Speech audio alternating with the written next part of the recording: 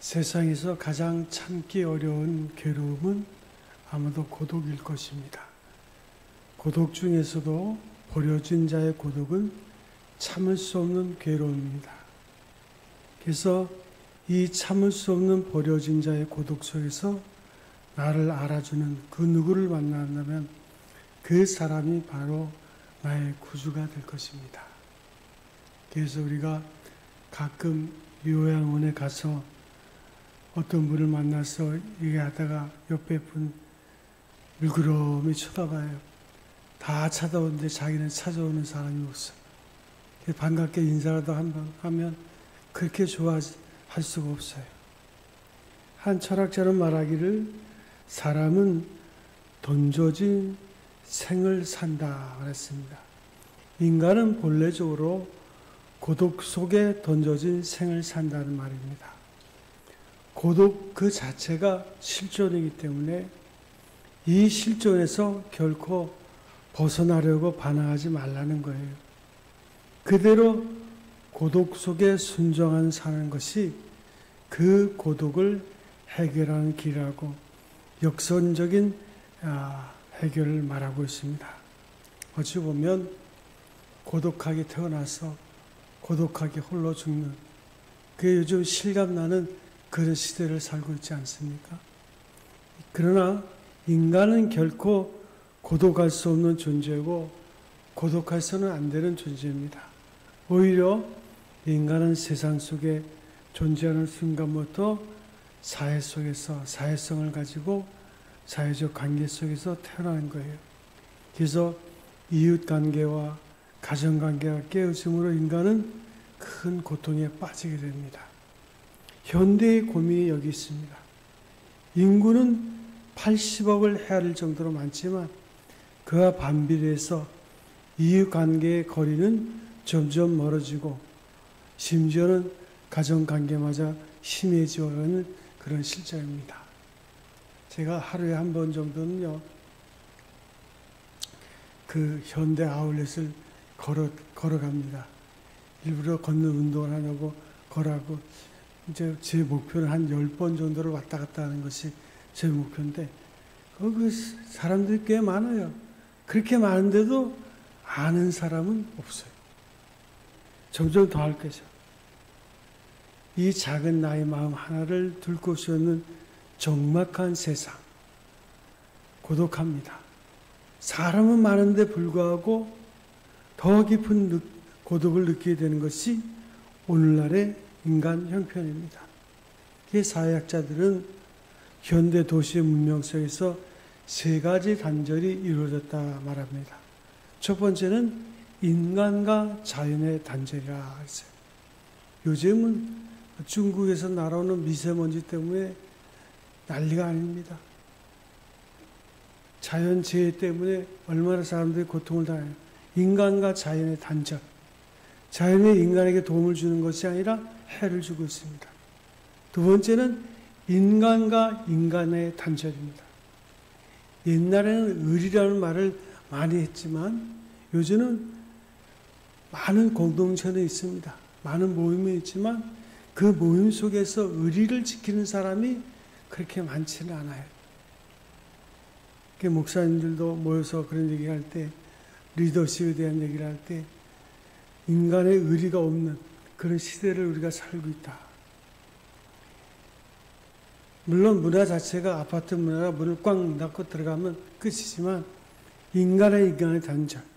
세 번째는 인간과 자의 단절입니다. 내가 누군가, 자기의 정체성을 잃어버린 이런 단절된 시대이기 때문에 그 속에 사는 모든 사람들은 고독에 우려야 되는 것이 주어진 사실입니다. 오늘 성경 본문에 보면 우리가 한 여인을 만나는데 이 여인은 심히도 외로운 여인입니다. 완전히 버려진 인간을 생각할 수 있어요. 더군다나 이 여인은 건강을 잃어버린 여자입니다. 오늘 본문 성경에 보면 혈류증을 걸려서 12년 동안 고생해서 많은 의원들을 찾아다녔지만 오히려 고통만 더할 뿐이고 재산도 다 잃어버리고 친척이나 친구, 가정, 그 모든 것이 다 그를 버린 그런 비참한 인간이에요.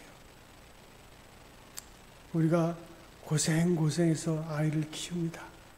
그런 아이가 70, 80이 돼서 우리가 며느리를 얻고 사위를 얻지만 잘 어울리지 못해요.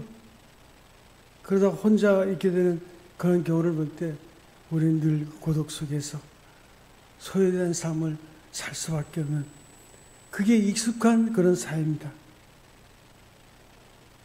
이 불쌍한 여인이 예수님을 따르는 많은 사람들 중에 끼어 있어요. 물론 그 누구도 이 여인에 대해서 관심을 갖지도 않습니다. 무관심하죠. 이 무관심이 또한 우리의 고통 중에 하나입니다. 무관심은 미움보다도 더 잔인한 대우인 거예요.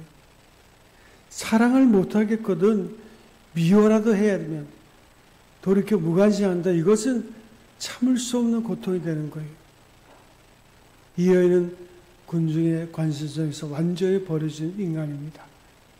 따지고 보면 이 여인이 갖지 못한 것은 건강 하나뿐이었으나 이 여인은 그 건강 때문에 모든 것을 함께 상실한 것입니다.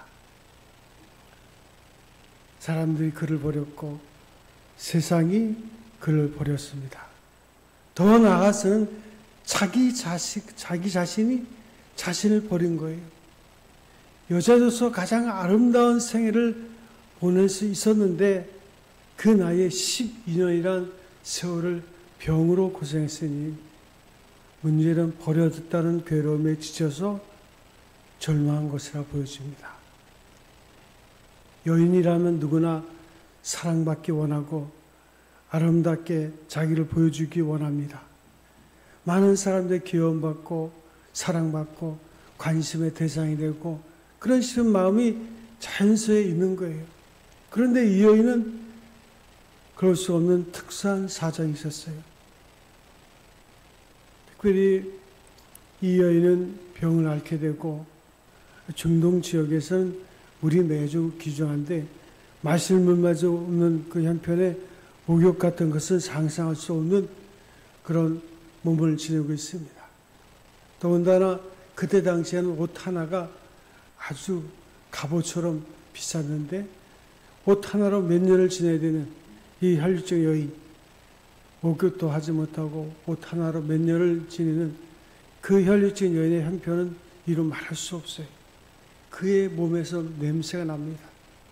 그러므로 이 여인은 사람들을 만나서는 안 되고 어떤 사람이 가까이 그에게 오면 손을 저어가면서 오지 말라고 부정하다며 손 흔들면서 피해된 것입니다. 다른 사람이 자기를 찾아주지 않는다는 괴로움보다도 자기로서 어떤 사람이고 만나서는 아니 된다는 그 강박관에 사로잡혀서 홀로 울어야만 했습니다.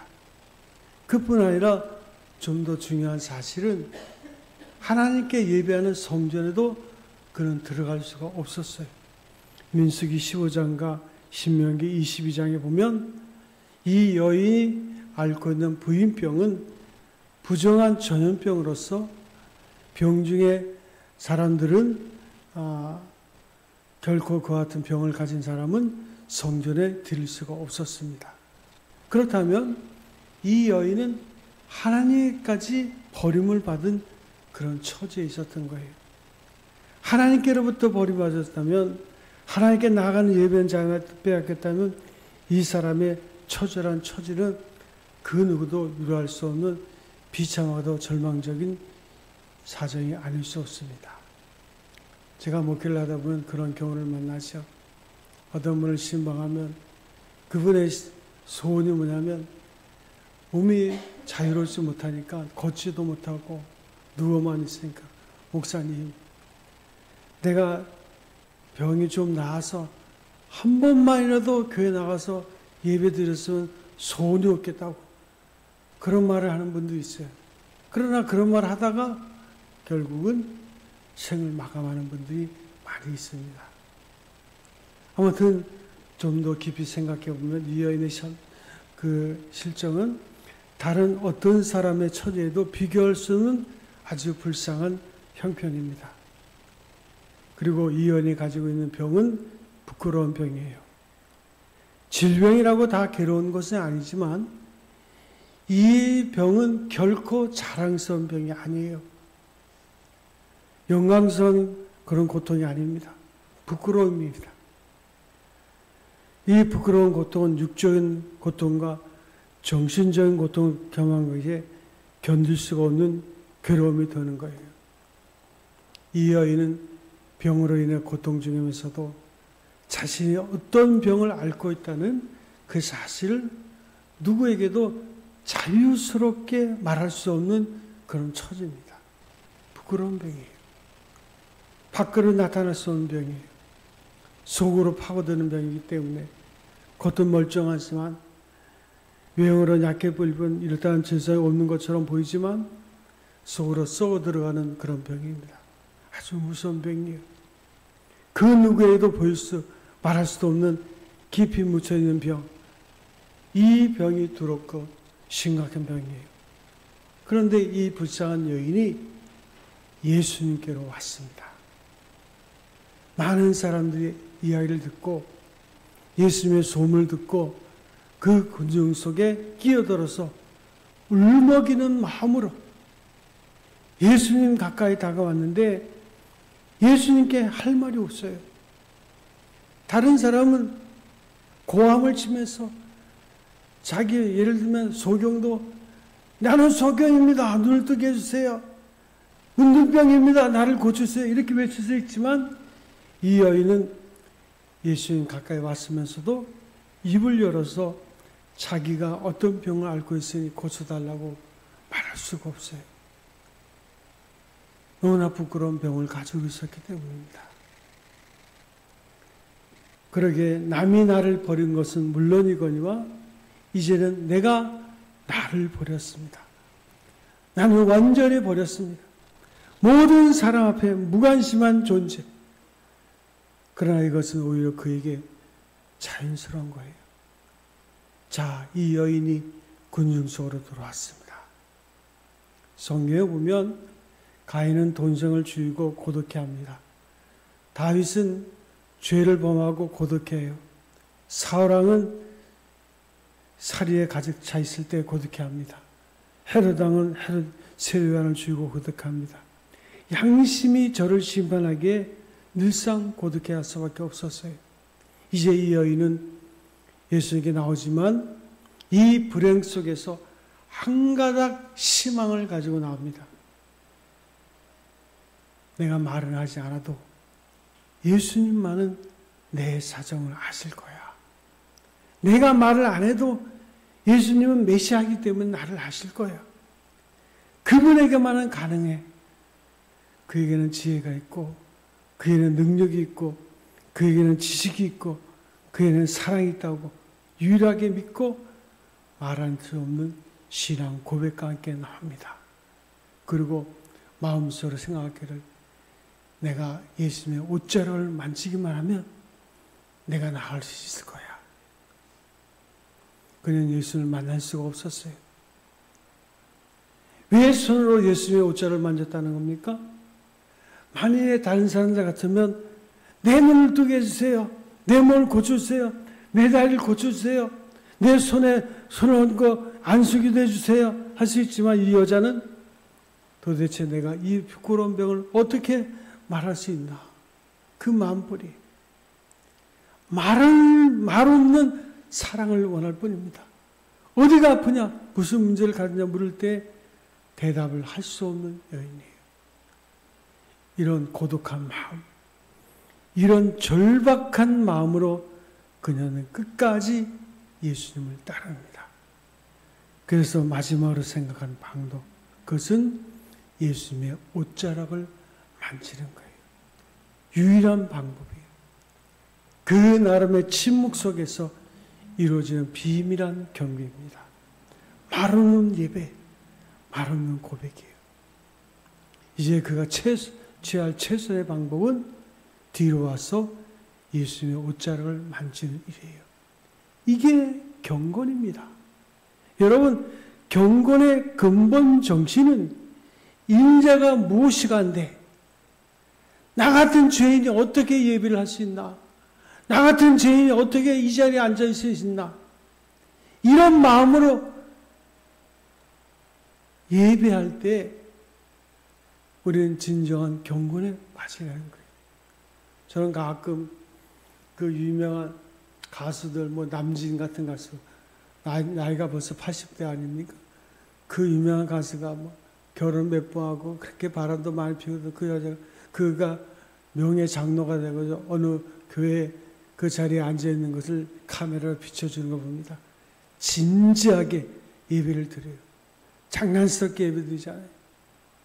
딴따라처럼 되는 게 아니라 그 딴따라했던 그 가수가 80에 진지하게 하나님의 예배 드리는 모습을 볼 때 참 하나님은 위대하시다. 그 태지나 그렇게 바람둥이 난리를 쳤던 그 사람이 그 아내가 치매한다는데 아내를 버리지 않고 아내를 지극정성으로 그 간호하면서 예배하는 그런 모습을 볼 때 야, 하나님은 위대하시다.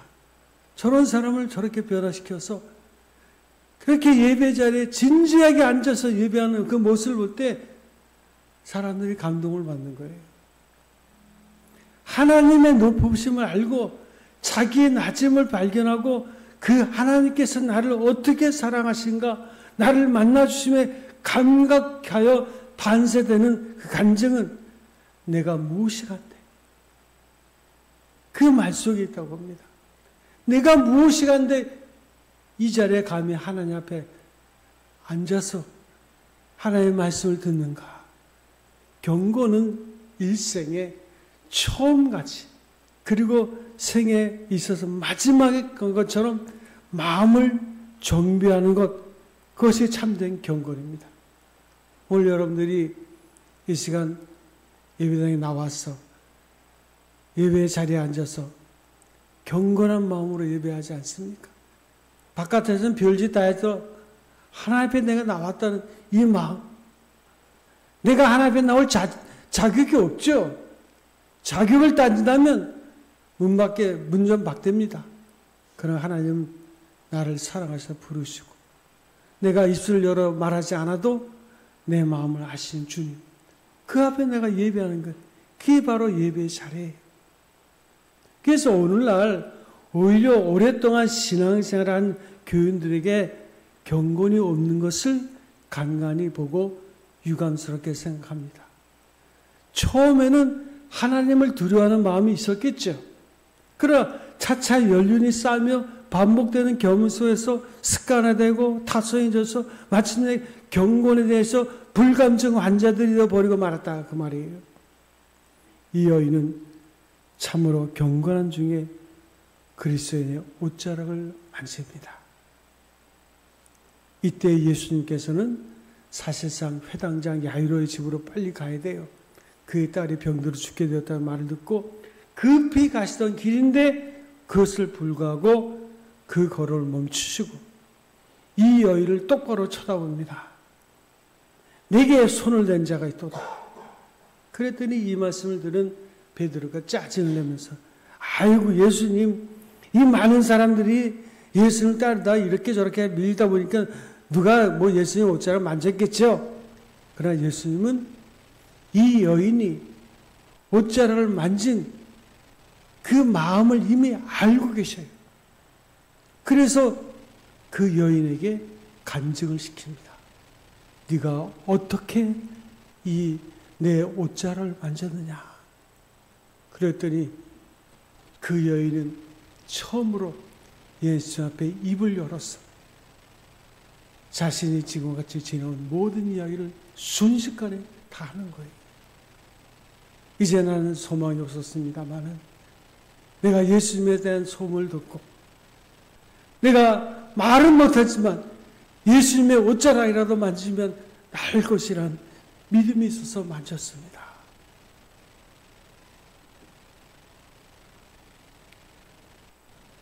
예수님께는 어쩌다 옷자락에 닿으면 스승 정도의 사람을 찾으시는 것이 아닙니다. 오직 믿음으로 경건하게 예수님의 옷을 만진 그 사람을 찾으시는 거예요. 그렇습니다. 어쩌다 나와서 어쩌다 참석하는 그런 사람을 부르시는 하나님이 아니에요. 오직 믿음으로 경건하게 일생 처음같이 그리고 오늘이 나의 마지막같이 생각하고 두렵고 떨림으로 나오는 사람을 하나님께서는 친히 만나주신다라 그 말이에요. 예수님께서는 이 군중 속에서 수많은 사람들이 그를 따랐지만 버려진 한 가련한 여인을 똑바로 쳐다보시고 그를 만나주십니다. 친히 찾으셨어요. 믿음으로 나오는 한 영혼을 꼭 찾으시고 말았습니다. 이처럼 부끄러워서 나설 수 없는 한 죄인을 찾으셨어요. 이로 인하여 그 시간 이후부터 이 여인의 가치관은 완전히 달라지게 됩니다. 예수님께서 자기를 찾으셨던 사실로 인하여 이 여인에게 새로운 가치가 생기게 된 거예요. 여러분, 십자가에는 이중 형상이 있습니다. 먼저는 내가 얼마나 큰 죄인이라는 사실을 십자가를 통해서 압니다. 두 번째는 십자가를 통해서 내가 얼마나 가치 있는 존재라는 것을 예수님이 십자가에 죽을 만큼 내 죄가 다 사해줬기 때문에 이제 내 가치는 십자가의 가치, 귀중한 가치라는 것을 알게 된 거예요. 십자가에 죽어야 될 큰 죄인이라는 것을 말해준 동시에 독생자를 십자가에 못 박아서까지 구원할 만한 큰 가치를 이제는 내가 지닌 존재라는 것을 알게 되는 거예요. 내가 인정해야 되는 신앙적인 나의 가치, 내 안에 있는 것도 아니고 사회적 기대나 기능에 있는 것도 아니고 예수 그리스도의 십자가로 말미암아 주어지는 가치인 거예요. 이 근본적인 자기 가치를 바로 평가하는 것이 신앙이에요.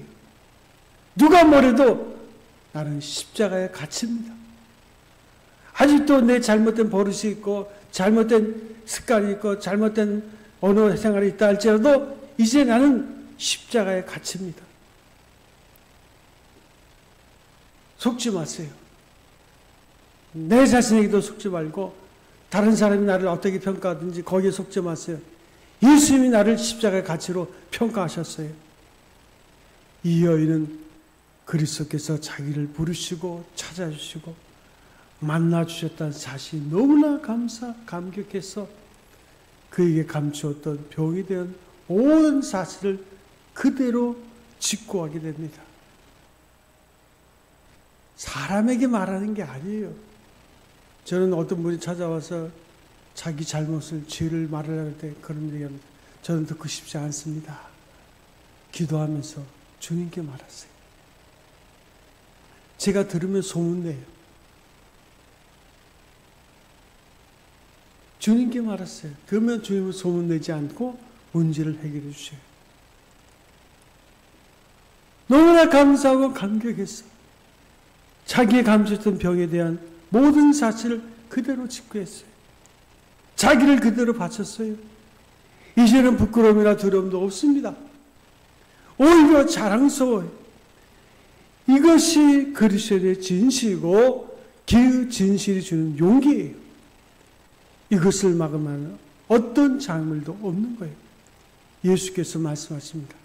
내 믿음이 너를 구원했다. 여러분 잘 들으세요. 내 믿음이 너를 구원했다. 그리스도께서 내 능력이 너를 구원했다. 이렇게 말씀하시지 않았어요. 그 여인의 믿음이 너를 구원했다. 내 믿음이 너를 구원했다. 다시 생각해 보세요. 이것은 참으로 큰 축복이요 은혜가 아닐 수 없습니다. 그 여인에 대한 믿음에 대한 인정이요. 믿음이 주시는 축복인 것입니다. 그래서 마틴 루터는 믿음이란 하나님의 은혜를 받는 그릇이라 그렇게 말했어요. 우리의 연약한 믿음을 축복하시고 온전케 하시고 의를 여기시는 큰 은혜의 허락인 거예요. 여기에 구원의 길이 있는 거예요. 여러분, 이 여인은 어떻게 되었을까요? 유대의 역사학자 유세비우스는 이후에 병 고침받은 이 여인은 다시 고향으로 돌아가서 그리스도께서 자기를 고쳐주셨다는 사실에 너무 감사해서 기념비를 세워놓고 오고 가는 사람에게 그리스도를 일생 동안 증거하다가 죽었다고 합니다. 윤환기라는 가수가 있어요. 그는 자기 여동생 윤복희, 물론 부모가 있었지만 어릴 때 부모가 돌아가시고 천의 고해처럼 남매가 자랐습니다. 얼마나 어려웠겠어요. 그 시대에 미군 부대 가서 노래 부르고 얼마나 하시나요. 그 초창기 노래 보면 그 외로움에 대한 그것을 노래하는 가사예요. 내가 왜 이럴까 오지 않은 사랑을, 뭐 이런 노래예요. 어디선가 웃으면서 와줄 것만 같은데, 이런 노래 주로 불렀어요.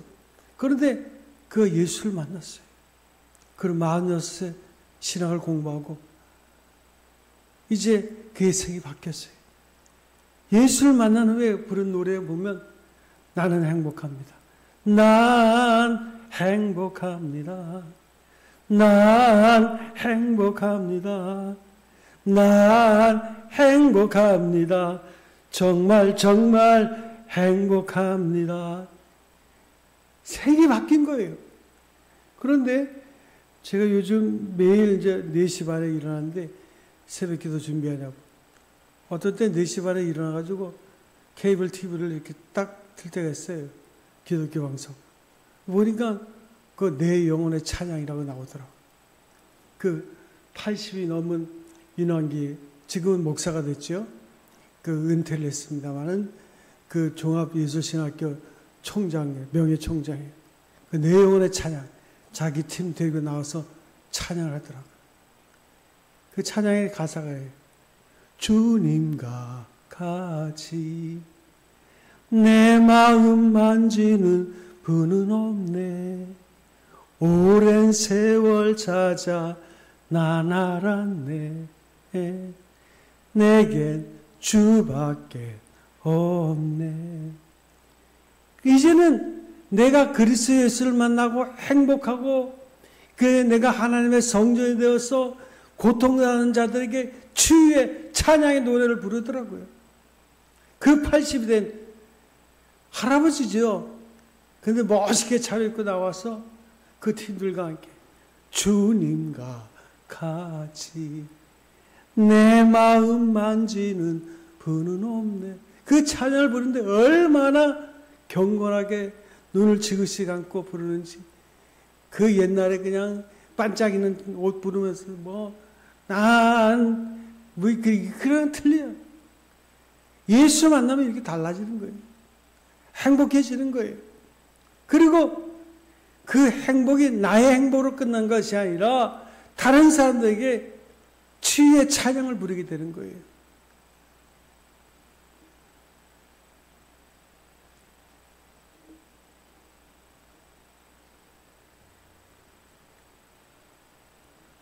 사랑하는 성도 여러분, 그리스도 예수를 만나면 내 삶이 바뀝니다. 버려진 나를 비관하지 말 것이며 소외된 자기를 슬퍼하지 말 것이고 절망은 죄요 가치 부정은 불신앙입니다.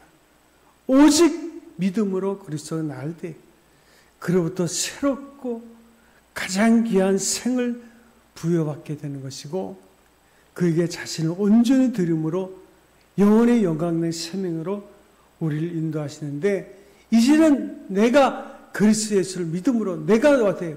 하나님의 성전이 됐어요. 예배당이 성전이 아니에요. 우리 안에 주의 성령이 거함으로 내가 하나님의 성전이에요. 내가 머무는 곳에 하나님의 이름이 높임을 받고 찬양이 울려 펴지고 나로 인해서 많은 사람들이 살아계신 그리스도 예수를 보게 되고 그 은혜를 함께 누리는 삶을 사는 것, 이게 크리스찬의 삶이에요. 거기까지 나가야 되는 거예요. 그냥 내가 치유받는 데만 그치는 것이 아니라 살아계신 하나님을 나를 통해서 증거하는 삶을 살아야 돼요. 제가 아는 어떤 분은 일주일에 딱 3만 원만 전도하는 데 쓴대요. 근데 3만 원 어떻게 쓰는지 아세요?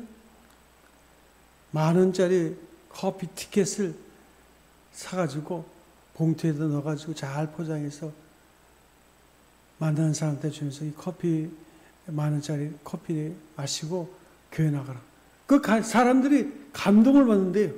아니 어떻게 이렇게 이걸 나눠줄 수 있냐고. 그래봤자 기껏 하루에 일주일에 3만 원이에요. 근데 그 3만 원으로 한 영혼을 구원한다 생각하니까 너무너무 기쁜 거야. 하나님이 내게 주신 구원의 은혜에 비하면 아무것도 아니지. 그 3만 원의 문제예요. 3만 원커녕 만 원을 투자하지 않으려고 하니 무슨 역사가 일어나겠어요. 사랑하는 성도 여러분, 여러분 한 사람 한 사람을 하나님께서 치유하시고 행복한 인생으로 부르신 줄로 믿습니다. 여러분 때문에 이제는 내 주변에 있는 모든 사람들이 행복할 수 있도록 말과 행동과 삶의 습관과 그리고 치유의 노래를 부를 수 있는 성도 여러분 되셔서 이번 추석에도 많은 사람들에게 빛을 발할 수 있는 성도 여러분 되시기를 주의 이름으로 축원드립니다. 기도하겠습니다.